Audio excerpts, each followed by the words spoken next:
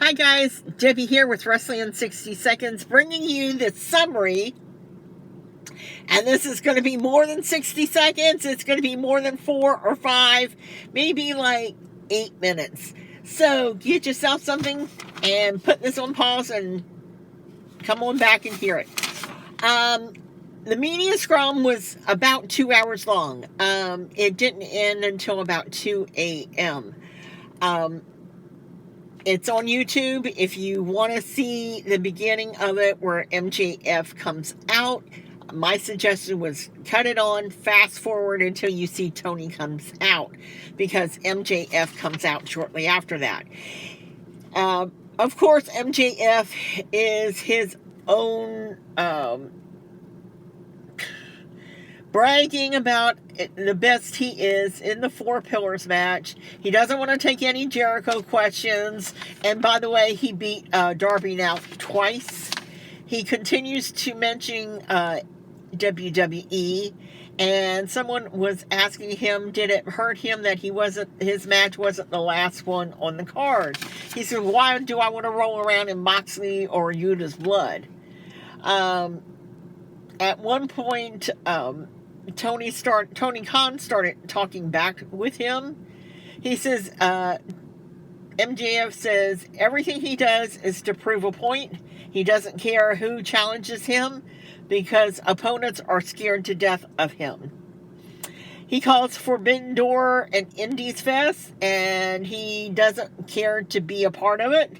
He believes New Japan Wrestling sucks. He thinks he already has a Hall of Fame career, and he gets up and he leaves.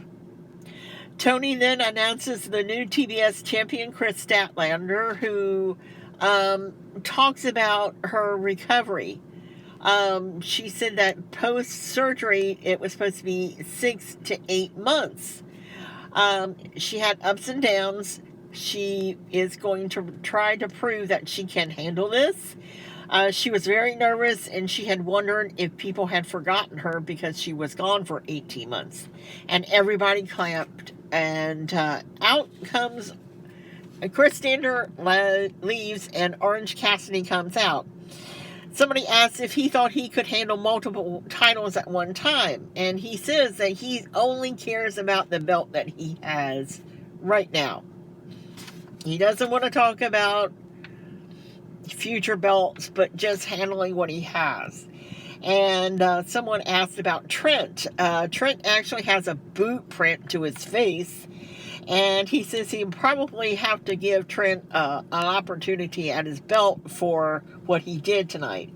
When asked who would he love to be able to face as a wrestler, he said he would love to take on Zack Sabian Jr., which I thought was interesting. When somebody asked him how was he going to celebrate, and Tony and Orange just kind of laughed, because apparently Orange doesn't stay up late. He goes to bed really early. That's why his matches are always early.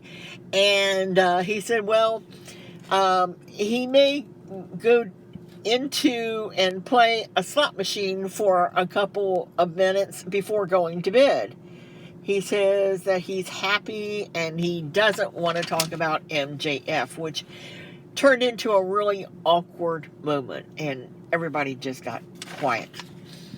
Orange left, and then Tony announces the AEW Women's Champ, Toni Storm. Tony has just got a really bad attitude here. She said Jamie Hager couldn't handle the injuries.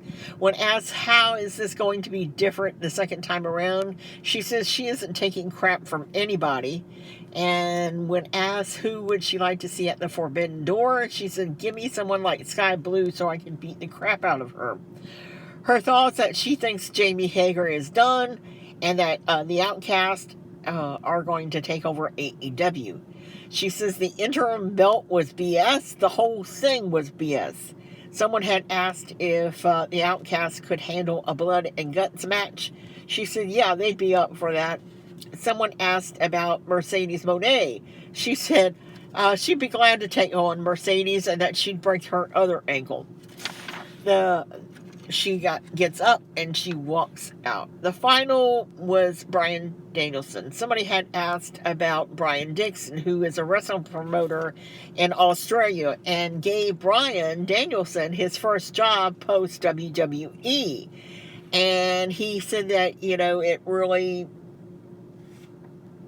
made him sad about what had happened to him. And the next person, which it went way off course, they asked him about what book was he reading. Apparently, Bryan is an avid reader. He reads 3 books at one time. He usually reads a business book, a self type of book, and then a fiction book. He said he loves working with Tony and AEW, and someone had asked him about Wimbledon and the chances of Nigel McGuinness and him doing a match together. Okay. He said that in reality, if it could work, he'd love it. But the fact that Nigel has a neck injury, he hasn't trained since 2006, and that it would be a really bad idea for Nigel to come back in the ring and challenge Bryan Danielson. He said he loves him as a commentator. He said he has much respect for him. He says, but, how could he train and expect to get all those years back? And then what would happen if he re-injured his neck? It's not a chance that he should want to take. He said that he says that he works out every day. Anyway, I want to thank you for watching, subscribing, and as always, bye for now.